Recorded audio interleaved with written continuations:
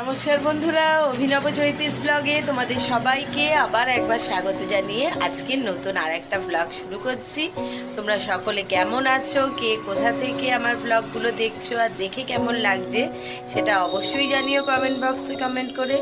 ভালো লাগলে লাইক করো, বন্ধু বান্ধবের সঙ্গে শেয়ার করো। যারা ইউটিউব থেকে দেখছো তারা চ্যানেলটা সাবস্ক্রাইব করে দিও, পাশে থাকা বেল বাটনটাকে অল করে দিও। আর যারা ফেসবুক থেকে দেখছো তারা পেজটা ফলো করো। আজকে রবিবার, অনেক দিন বাদে তোমাদের সঙ্গে কথা বলে দিনটা শুরু করলাম। না হলে তো এখন সাধারণত ভ্লগ যেগুলো শেয়ার করি সেগুলো সাধারণ রোজকার কাজকর্ম করতে করতেই যেটুকু কথা হয়। যাই হোক, রবিবার সকাল থেকে উঠেই রান্নাবান্না কাজকর্ম তোড়জোড় শুরু হয়ে গেছে। আর এখন কিন্তু বেশ ভালো রকম গরম পড়ে গেছে। ওয়েদারও দেখাচ্ছে কোনোদিনও 18, তো কোনোদিনও 20। তো এই গরম গরম পড়তে শুরু করে দিয়েছে। ঝটপট স্নান করে সকালবেলা এসে পুজো জলখাবার সেরে ভ্লগটা শুরু করে রান্নার কাজে হাত দিয়ে দিয়েছি। রান্নার কাজটা অবশ্য বেশ অনেকক্ষণ আগেই শুরু করে দিয়েছি, কারণ ভাতটা আগেই বসিয়ে দিয়েছিলাম। আজকে জানো তো, মানে দুপুরের খাবারে অনেক দিন বাদে, প্রায় বলতে পারো 1 বছর হতে যাচ্ছে, 1 বছর বাদে আজকে বিরিয়ানি বানাচ্ছি। আসলে হয় কি, রবিবারগুলো মানে বিরিয়ানিটা সাধারণত একটু শীতকালেই আমার খেতে বেশি ভালো লাগে।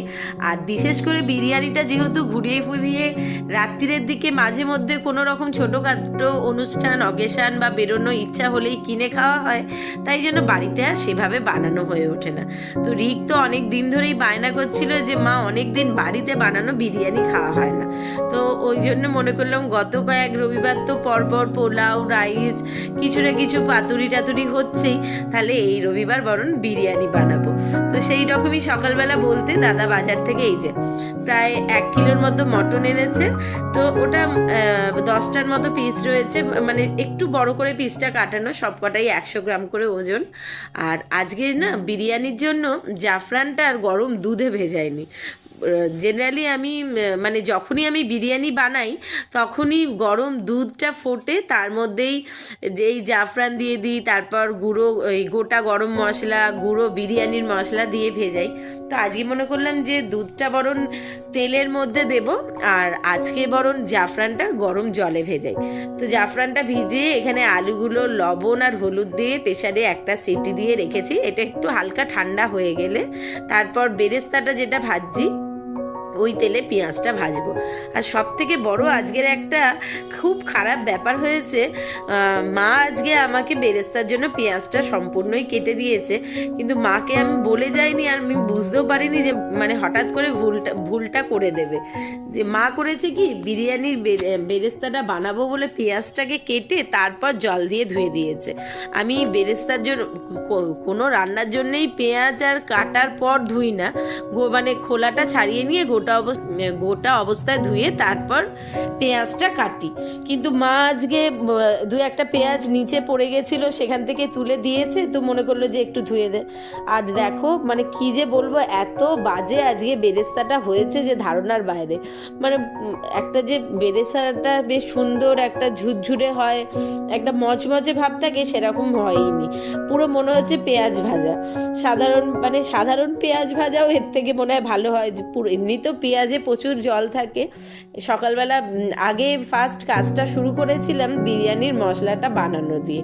বিরিয়ানির মশলাটা গরম করে ঢেলে রেখেছিলাম, সেটা গুঁড়িয়ে নিয়েছি। আর কথা বলতে বলতেই বেরেস্তাটা যেটা করেছিলাম ওটাকে তুলে রেখে আর ওই বেরেস্তা ভাজার তেলে আলুগুলোকেও ভেজে রেখেছি। আর এখন বিরিয়ানির জন্য মাংসটা কষিয়ে নিচ্ছি। আজকের বিরিয়ানির মটনটা থেকে এত সুন্দর একটা কালার এসেছে, শুধু লঙ্কার গুঁড়োটা দিয়েছি, আর এই মাত্র দিচ্ছি দই, লবণ দিয়েছি, সামান্য একটুখানি মিষ্টি দিয়েছি, আর যেমন আদা রসুন কাঁচা লঙ্কা বাটা বেরেস্তা ভাজা সেই দিয়েই কষাচ্ছি। কিন্তু দারুণ সুন্দর একটা রং এসছে। আর অনেক দিন বাদে যেহেতু মটন বিরিয়ানি হচ্ছে আজকে, দাদা কিন্তু বারবার বলে দিয়েছে যে একদম খুব মাথা ঠান্ডা করে করবে, হুটোপাটি করে তুমি বিরিয়ানি নষ্ট হয় কোনো ক্ষতি নেই, মটনটাকে নষ্ট করে ফেলো না। আসলে এর আগের একটা ভ্লগে তোমাদেরকে বলেছিলাম যে যেহেতু মটন মটনটা করেছিলাম, আর তাতে একটুখানি গরম মশলার গুঁড়ো আমার হাত থেকে অসাবধানে পড়ে গেছে। তো সেটার জন্য দাদা একেবারেই মটনে মানে গরম মশলার ফ্লেভারটা একেবারেই পছন্দ করে না। গোটা অবস্থায় যখন ফোড়ন দিই সেটা ঠিক আছে, কিন্তু রান্না হয়ে যাওয়ার পর গুঁড়ো গরম মশলা মটনে দেয়া একেবারেই পছন্দ করে না। সেটা অবশ্য আমারই একটু অসাবধানতার জন্য হয়ে গেছিল। আর দেখো, কথা বলতে বলতে ওদিকে মটনটা তো হয়ে গেছে কষানো, প্রেশারে সিটিও দিয়ে নামিয়ে রেখেছি। আর এখানে চিকেনটা ধুয়ে জল ঝরবার জন্য দিয়ে দিয়েছি। আর এদিকে কড়াতে চিকেনের যে পেঁয়াজ, আদা, রসুন, কাঁচা লঙ্কাটা একটুখানি ভালোভাবে ভেজে নিচ্ছি, কারণ ওইটাকে দিয়ে চিকেনটাকে দিয়ে দই দিয়ে সব মশলাপাতি দিয়ে কষিয়ে ঢাকা চাপা দিয়ে রেখে দেবো। আর এদিকে দেখো বিরিয়ানির মাংস রেডি, কত তেল বেরিয়েছে দেখো। এবার আস্তে আস্তে আগে তেল, মাংস, ঝোল, চলো এগুলো আগে আলাদা করে নিই। এই কাজটা করতে অবশ্য রিক ভীষণ রকম ভালোবাসে।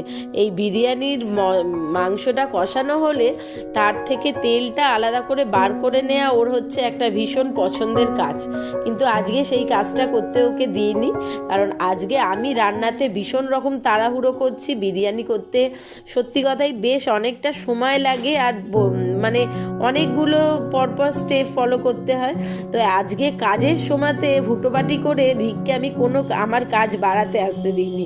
ওকে বলেছি তোর একটাই কাজ, সেটা হচ্ছে শুধু ভিডিও করা। এখানে দেখো মাংসগুলো তুলে রেখেছি। ভাতটা তো সকালবেলা করে একদম বড় গামলার মধ্যে ছড়িয়ে দিয়েছিলাম, এতক্ষণে ভাতটা বেশ সুন্দর ঝরঝরে হয়ে গেছে। আর আলুটাও ভেজে রেখেছি। এবার তেলটাকে তুলে নিয়ে এর মধ্যে সমস্ত রকম যা যা মশলা দেবা সেগুলো দিয়ে ঝটপট করে আগে বিরিয়ানির হাঁড়িটাকে সাজিয়ে নেব। এই বিরিয়ানি করতে গেলে হাঁড়িটা সাজানো হচ্ছে সব থেকে আমার মনে হয় গুরু দায়িত্ব। এই কাজটা সুন্দরভাবে কমপ্লিট করতে পারলে বিরিয়ানি করাটা এমন কোনোই মানে বিশাল কঠিন ব্যাপার না। আর শুধু মাংসটা একটু ঠিকঠাকভাবে রান্না করে নিলে খুব ঝটপট হয়েও যায়। আর আমার করতে তো ভীষণ ভালো লাগে, কারণ আমি আর রিক দুজনই হচ্ছি ভীষণ ভীষণ রকম বিরিয়ানি প্রেমী। এখন এই মটন থেকে যে তেলটা তুলেছিলাম তার মধ্যে গোলাপ জল, কেওড়া জল, মিঠা আতর আর দিয়ে দিচ্ছি যে বিরিয়ানির মশলাটা বানিয়েছিলাম সেইটা। আর এরই মধ্যে দুধটাও দিয়ে দেবো, দিয়ে ভালোভাবে মিশিয়ে নেবো। দুধটা আজকে একটু বেশি করেই দিচ্ছি, মানে বেশি করে মতো বলতে মোটামুটি 250 ml মতো, 250 থেকে একটু কম, প্রায় 200 একটু বেশি এরকম। আর এখন হাঁড়িটার মধ্যে বেশ কিছুটা ঘি দিয়ে দিচ্ছি, আর ঘিটা সারা হাঁড়ির ভেতর ভালোভাবে বুলিয়ে নেবো। সব থেকে আমার বিরিয়ানি করতে একটাই যেটা অসুবিধা হয়, আমার বাড়িতে এত বড় বড় হাঁড়ি, কিন্তু প্রত্যেকটা হাঁড়ি এরকম উঁচু মতো, মানে যেগুলো ছড়ানো বিরিয়ানির হাঁড়ি সেরকম হাঁড়ি আমার আছে, কিন্তু সবকটাই ছোট। আর এই এতটা বিরিয়ানির চাল, মাংস, মানে আলু সব নিয়ে হয়তো ওই হাঁড়িতে করলে কিন্তু ভীষণ অসুবিধা হয়। তো কি আর করা যাবে, এখন বিরিয়ানি করবার জন্য কি আলাদা করে নতুন হাঁড়ি কিনতে দৌড়াবো? তাই জন্য ঘরে যেটা আছে সেই দিয়েই ব্যবস্থা করে নিই। হাঁড়িটার মধ্যে ভালো করে ঘি বুলিয়ে আর তার মধ্যে যে বিরিয়ানির অবশিষ্ট ঝোলটা ছিল সেইটাকে দিয়ে আর পরিমাণ মতো মাংস, আলু আর কয়েকটা আলু বোখরা ওপর দিয়ে ছড়িয়ে দিলাম। জানো তো, এই বিরিয়ানির মধ্যে আমার উপরি পাওনা হিসাবে যেটা হয় সেটা হচ্ছে এই আলু বোখরা। আমি বিরিয়ানির এই আলু বোখরাটা, বিরিয়ানি বলে না, সব সময়তেই আলু বোখরা খেতে ভীষণ ভালোবাসি, কিন্তু তোমাদের দাদা, রিক আর আমার তিনজনের মধ্যে একটা যখনই বিরিয়ানি করি তখনই কম্পিটিশন হয় যে কার ভাগ্যে এই আলু বোখরাটা পড়বে, কারণ কার যে ভাগ্যে কখন পড়বে সেটা তো বোঝা যায় না। তবে বিরিয়ানিতে ডিমটা ঠিক আমার ঠিকঠাক লাগে না। অনেকেই হয়তো বিরিয়ানিতে ডিমটা খেতে পছন্দ করে, কিন্তু আমার কেন কে জানে জানি না, বিরিয়ানিতে ডিমটা একেবারেই পছন্দ নয়। বিরিয়ানির আলু আর মাংসটাই যথেষ্ট। যাই হোক, আর কথা বলতে বলতে ওপর দিয়ে একটা সাজিয়ে আবার কিছুটা ভাত দিয়ে দিয়েছি। আর এবার একটু বেশ অনেকটা মতো দিয়ে দিলাম গ্রেট করা খোয়া ক্ষীর। এই খোয়া ক্ষীর দিলে না মানে যখন দম থেকে হাঁড়িটা নাবে তখন এত সুন্দর একটা বিরিয়ানিটার মধ্যে মাখো মাখো ব্যাপারটাকে বাবা বলতেই আমি পারছি না। তো এরমভাবেই আবার সাজিয়ে নিচ্ছি আলু, মাংস, আলু বোখরা। আর এই দেখো, বলছিলাম না বেরেস্তাগুলোর কি অবস্থা, এটা বেরেস্তা হয়েছে না কি যে হয়েছে আমি বুঝতে পারছি না। এমনি পেঁয়াজে তো প্রচুর পরিমাণে জল থাকে, তাই জন্য একদম যখনই বেরেস্তা ভাজি তখন বেশ তেলটা ভালো মতো গরম করে হাই ফ্লেমে একদম বড় গ্যাসে ভাজি। কিন্তু আজকে এই পেঁয়াজ ধুয়ে বেরেস্তার 12টা বেজে গেছে। আর এই দেখো, দুধ দিয়ে মাংস, তেল, তার মধ্যে বিরিয়ানির মশলা, গোলাপ জল, কেওড়া জল, মিঠা আতর দিয়ে এই তেলটার যে একটা কি দারুণ ফ্লেভার বেরোয় সে আর বলে বোঝানো যাবে না। আর রঙটাও কিন্তু হয় দারুণ সুন্দর, মোটামুটি যেই দেখলেই কিন্তু বিরিয়ানির প্রেমে পড়ে যাবে। যেমন আমি আর রিক সবসময়তেই বিরিয়ানির প্রেমে পড়েই থাকি, এটার জন্য আলাদা করে আর কিছু ভাবতে হয় না। আমাদের যে কোনো অকেশান, যে কোনো অনুষ্ঠান, যে কোনো কিছু একটু মুড ভালো হলে বা বাইরে থেকে খাবার কিনে এনে খাওয়া হবে, এরকম কথাবার্তা হলেই একটাই নাম মাথায় আসে আগে, চলো বিরিয়ানি খাই। এর আগেও বহুবার বলেছি, যদিও তোমাদের দাদা অবশ্য সেভাবে বিরিয়ানি খেতে খুব একটা পছন্দ করে না, সেটা শুধু আমার আর রিকের জন্যই। মোটামুটি মানে ভালোবাসে না, খায় না একবারে সেরকম না, খেয়ে নেয়, কিন্তু সেইভাবে ভালোবাসাটা নেই আর কি, আমরা যেরকম বিরিয়ানি খেতে ভালোবাসি। আর রিক তো মোটামুটি আজকে বাড়িতে আছে, একবার করে আসছে আর খোঁজ নিয়ে যাচ্ছে আর কতক্ষণ বাকি আছে বিরিয়ানিটা হতে। যদিও আর বিশেষ সময় বাকি নেই, হয়তো মিনিট 20-25-এর মধ্যেই বিরিয়ানি কমপ্লিট হয়ে যাবে, কারণ সব কিছুই হয়ে গেছে, হাঁড়িটা সাজানোও হয়ে এসছে। এবার ওপর দিয়ে আর বাদবাকি যা জিনিস দেওয়া সেগুলো দিয়ে নেবো, আর তারপর হাঁড়িটাকে দমের জন্য বসিয়ে দেবো। ওদিকে চিকেনের মশলাটা সুন্দরভাবে কষিয়ে রেখেছিলাম, আর তার মধ্যে চিকেনটাও কষিয়ে অনেকক্ষণ আগেই ঢাকা দিচ্ছি। এতক্ষণে মোটামুটি চিকেনটাও রেডি হয়ে গেছে। চলো এবার হাঁড়িটাকে বসিয়ে নিয়ে চিকেনটা দেখি কতটা কি হলো।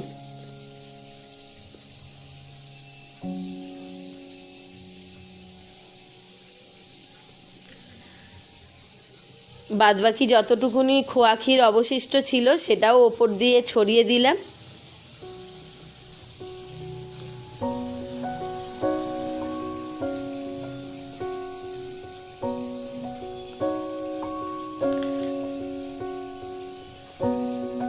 এই মাংস, তেল, মশলা আর জাফরানের জল মিশে ওপর দিয়ে সুন্দর যে একটা বিরিয়ানির কালার আসে, তাতেই কিন্তু মনে হয় সকলের একটা সেই বলে না চোখের খিদে, সেইটা আগে এসে যায়। জাফরানটা থেকে দেখো কি দারুণ একটা কালার বেরিয়েছে।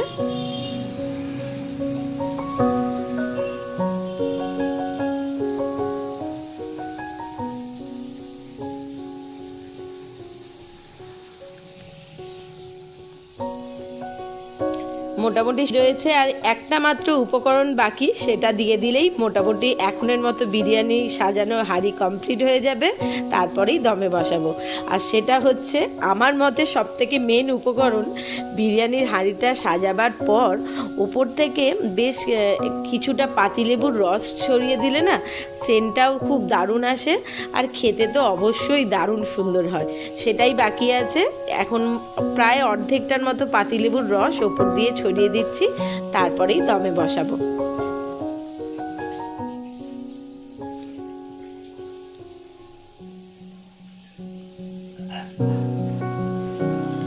এখানে চিকেনও মোটামুটি কষা রেডি হয়ে গেছে, কষা না আজকে চিকেনে একটু গ্রেভি রাখছি, সবই হয়ে গেছে, শুধু ওপর থেকে একটু মনে হলো ঝালটা কম, তাই একটু গুঁড়ো লঙ্কা। আর যেহেতু বিরিয়ানির সঙ্গে আলাদাভাবে চিকেন কষা করছি, তাই জন্য একটুখানি বিরিয়ানির মশলা দিয়ে দিলাম। আর আজকেও এই চিকেনটার মধ্যে একটুখানি কেওড়া জল, সামান্য একটু গোলাপ জল আর একটুখানি দিয়ে দেবো মিঠা আতর। এইদিকে বিরিয়ানি দমে বসে গেছে। বিরিয়ানির হাঁড়ির মুখে তো অবশ্যই আটা দিয়ে বন্ধ করেছি, তার উপর না আমি এরকম একটুখানি প্রত্যেকবারই বিরিয়ানি করলে লাল একটা গামছার টুকরো, সেটা আমার রান্নারই কাজে ব্যবহার করা হয়, ওইটা বেঁধে দিই, কেমন একটু দোকানের মতো ফিলিংস আসে, যেমন দোকানে দেখা যায় না বিরিয়ানির হাঁড়ির ওপর একটা লাল কাপড় জড়ানো, সেই জন্য ওইদিকে রান্না প্রায় হয়ে এসছে, আর এদিকে তারই ফাঁকে একটুখানি স্যালাড কেটে নিয়েছি, পেঁয়াজ, শসা, লঙ্কা, লেবু, আর এখানে বিরিয়ানি তৈরি হয়েও নেমে গেছে। চলো এরপর ঝটপট সকলের দুপুরের খাবার একসঙ্গে বেড়ে ফেলি। আগে রিকের খাবারটা দিয়ে দিলাম, কারণ তার তো সাংঘাতিক খিদে পেয়ে গেছে, আর দাঁড়াতে পারছে না, গন্ধে সারা বাড়ি মোমো করছে। তারপরে আমরাও রেডি হয়ে নিয়ে বসে পড়ব। চলো আজকের ভ্লগটাও এখানে শেষ করছি। সকলে ভালো থেকো, সুস্থ থেকো, খুব শিগগিরই আবার ফিরে আসবো। টাটা।